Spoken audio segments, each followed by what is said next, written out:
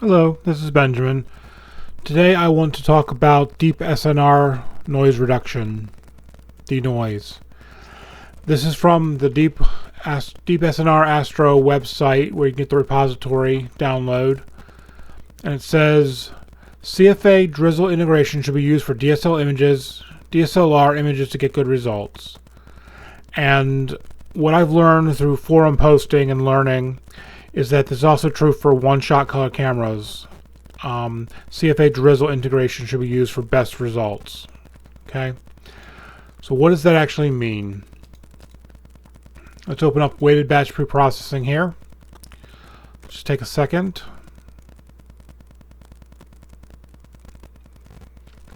All right,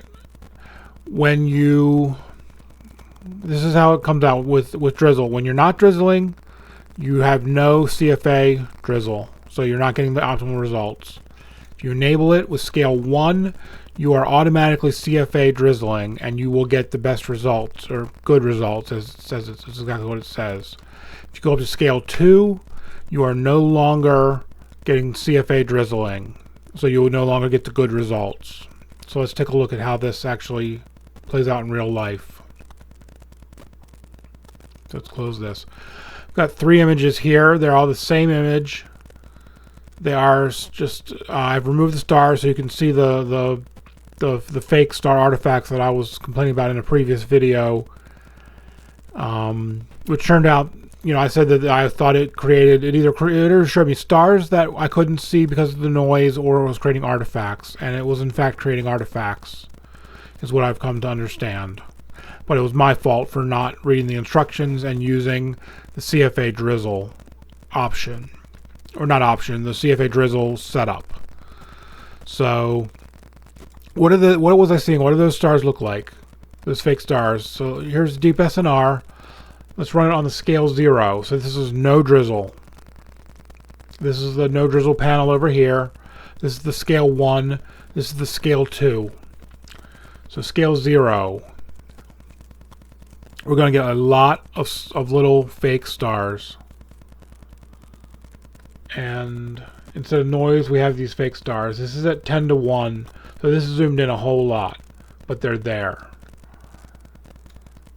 And we'll just kind of pull that over to the other ones.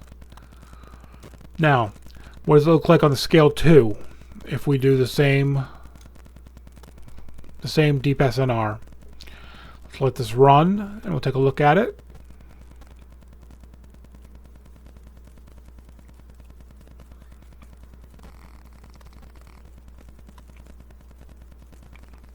Now, I've come to find out from the research I've been doing that scale 1 drizzle is enough to overcome most of my undersampling, and then you add in blur exterminator, and there's no real problem.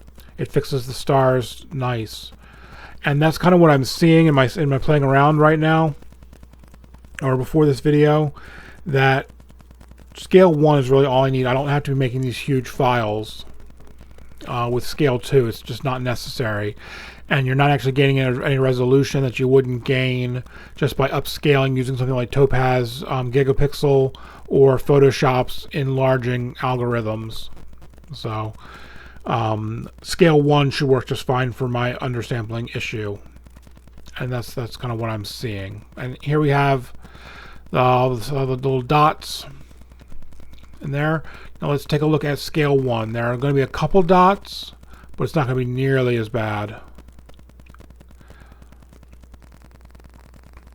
Now, there is a workaround that I've learned, and it only works for scale 1 and scale 2. It doesn't seem to work for scale 0, at least not on this image.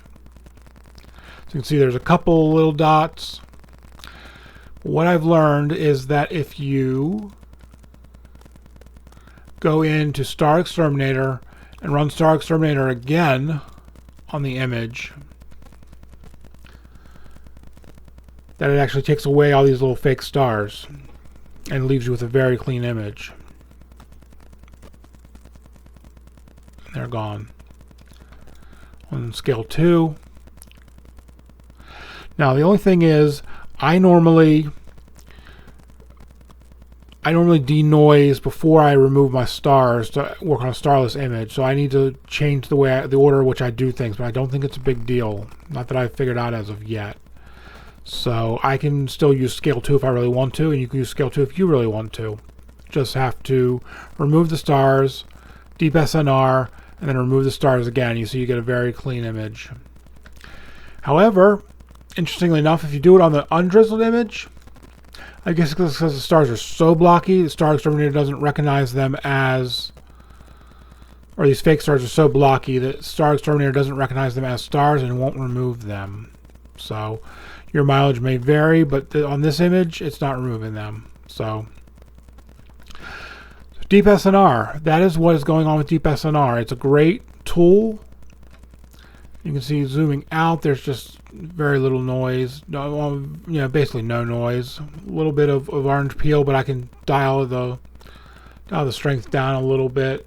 And also, I hadn't run dynamic background extraction on these yet. And I didn't crop off the cropping artifacts, that kind of stuff. So this is kind of the worst case scenario. But DeepSNR is a really cool tool, and you should try it out. Yeah. But just be aware of the limitations, and if you work around the limitations, you're going to end up with a very good tool. So with that, I will sign off for now. I just wanted to share this with you as I learned this morning, and I had no clue. And even as they were explaining it in the forums, I didn't understand until they really spelled it out for me that, oh, CFA Drizzle is only taking place when you've got a drizzle scale of 1.